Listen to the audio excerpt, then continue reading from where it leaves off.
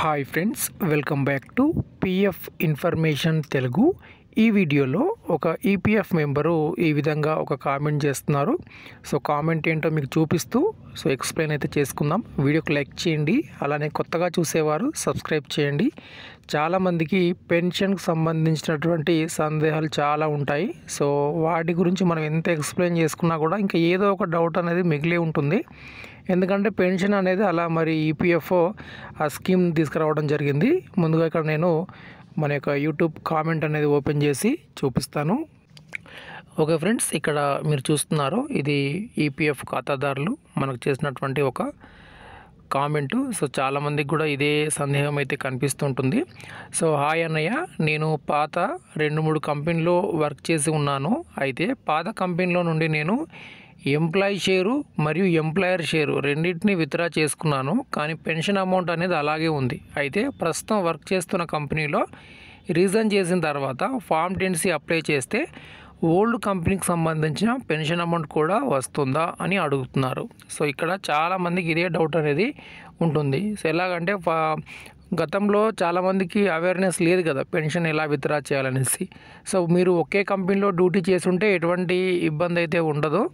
ఎవరైతే 2-3 కంపెనీస్లో 4 అట్లా 5-6 కంపెనీలో డ్యూటీ చేసి ఉంటారు కదా, అలా చేసినప్పుడు ఏమవుతుందంటే ఈ ఫస్ట్ కంపెనీ నుండి ఏం చేస్తారంటే నెట్ సెంటర్లో వెళ్ళినా కానీ ఎవరైతే కొంచెం పిఎఫ్కు సంబంధించి కొంచెం నాలెడ్జ్ ఉన్న వాళ్ళు ఏం చేస్తారంటే పిఎఫ్ అప్లై చేస్తారు, employee share employer share, pension apply చేయరు. అసలు పెన్షన్ ఉంటుందనేటటువంటిది అసలు చెక్ కూడా చేయరు. సర్వీస్ హిస్టరీ చూస్తే తెలుస్తుంది ఒక ఖాతాదారునికి పెన్షన్ అమౌంట్ కూడా ఉందా లేదా. కానీ అదేం చెక్ చేయకుండా ఈ ఫస్ట్ కంపెనీలో 2 కంపెనీలో నుండి పిఎఫ్ అమౌంట్ విత్డ్రా చేస్తారు. విత్డ్రా చేసిన తర్వాత లాస్ట్ 3rd కంపెనీయో 4th కంపెనీయో ఏదో కంపెనీలో డ్యూటీ చేస్తున్నప్పుడు ఎవరో ఒకరు చెప్తారు, ఓల్డ్ కంపెనీలో కూడా పెన్షన్ అమౌంట్ ఉందండి, మీరు విత్డ్రా చేసుకోలేదు అని. ఇప్పుడు వీరు అడిగేటటువంటి కామెంట్ కూడా దానికి రిలేటెడే. ఇప్పుడు ఈ 3rd కంపెనీ నుండి ఫామ్ 10C అప్లై చేసినప్పుడు పెన్షన్ అనేది విత్డ్రా అవుతుందా కాదా అంటే కాదు. ఎందుకంటే ఈ ఫస్ట్ కంపెనీ నుండి మీరు పిఎఫ్ విత్డ్రా చేసుకున్నారు కాబట్టి. సో ఎప్పుడైతే మనం పెన్షన్కి సంబంధించి ఏం చెప్పుకుంటున్నాం, ఎప్పుడైతే మీరు పిఎఫ్ అప్లై చేస్తారో దాంతోపాటే పెన్షన్ అనేది అప్లై చేయాలి. పిఎఫ్ ట్రాన్స్ఫర్ చేసుకుంటే పిఎఫ్తో పాటు పెన్షన్ కూడా ఆటోమేటిక్గా ట్రాన్స్ఫర్ అవుతుంది. అది తెలియక చాలామంది పిఎఫ్ఏ అప్లై చేస్తారు. అలా కాకుండా మీరు అడ్వాన్స్ అప్లై చేసుకుంటే ఎటువంటి ఇబ్బంది అయితే ఉండదు. ఇప్పుడు నేను ఒక స్క్రీన్ షాట్ ఓపెన్ చేసి చూపిస్తాను, సర్వీస్ హిస్టరీలో ఎలా మనకు కనిపిస్తుంది అనేది.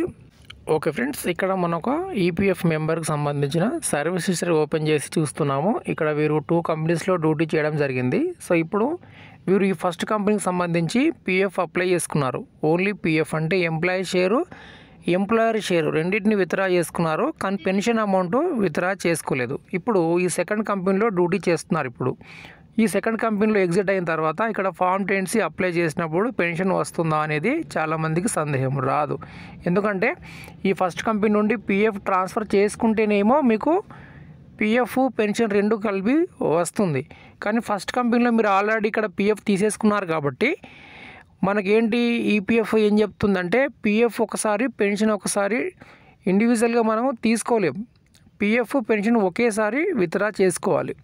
మరి ఒకవేళ కొందరికి ఏంటంటే ఇప్పుడు మరి పెన్షన్ ఓల్డ్ కంపెనీ నుంచి విత్డ్రా కాదు, మరి ఏ విధంగా విత్డ్రా చేయాలి అంటే కొందరికి సర్వీస్ ఎక్కువ ఉండొచ్చు, అంటే 5 years 6 years ఆ విధంగా ఎక్కువ సర్వీస్ ఉన్నప్పుడు నియర్ బై పిఎఫ్ ఆఫీస్ మీకు ఉంటే ఆఫ్లైన్ వెళ్ళి ఫామ్ 10C అప్లై చేయొచ్చు. కానీ అది ఈపీఎఫ్ ఫీల్డ్ ఆఫీసర్ పైన డిపెండ్ అయి ఉంటుంది, వాళ్ళు అప్రూవ్ చేస్తారా లేదా. అంటే అప్రూవ్ చేయాలి, కాకపోతే మీరు 2 సార్లు 3 సార్లు 4 సార్లు పిఎఫ్ ఆఫీస్ చుట్టూ తిరగాల్సి రావచ్చు. అది మీ దగ్గరలో పిఎఫ్ ఆఫీస్ ఉంటే వెళ్ళగలరు, కానీ ఆ పిఎఫ్ ఆఫీస్ మరో ప్లేస్లోనో మరో డిస్టిక్ మరో స్టేట్లో ఉంటే కష్టం. అటువంటప్పుడు పెన్షన్ రావాలంటే ఇంకా వదులుకోవాల్సిన పరిస్థితి ఉంటుంది. ఎందుకంటే మీరు ఎక్కడికో వేరే స్టేట్కి వెళ్ళి అక్కడున్న 20,000 30,000 పెన్షన్ కోసం మీరు ఎంత ప్రయత్నం చేసినా మీకు బస్ ఛార్జీలు ట్రైన్ ఛార్జీల మందం కూడా సరిపోదు కాబట్టి చాలామంది వదులుకుంటారు. అందుకోసం మల్టిపుల్ కంపెనీస్లో డ్యూటీ చేసేవారు మీ యొక్క పిఎఫ్ అనేది ట్రాన్స్ఫర్ అవుతుందా లేదా ఒకసారి చూసుకోండి. ప్రస్తుతం అయితే ఆటో ట్రాన్స్ఫర్లు అనేది జరుగుతున్నాయి. ఓకేనా, మీరు వేరే కొత్త కంపెనీ జాయిన్ అయినప్పుడు ఓల్డ్ కంపెనీ యొక్క పిఎఫ్ పెన్షన్ ప్రస్తుత కంపెనీకి ఆటోమేటిక్గా వితౌట్ ఓటీపీ ట్రాన్స్ఫర్ అనేవి జరుగుతున్నాయి. అది ఒకసారి మీరు చెక్ చేసుకోండి. ఇదండి వీడియో. వీడియోకి లైక్ చేయండి, సబ్స్క్రైబ్ చేయండి. ధన్యవాదాలు.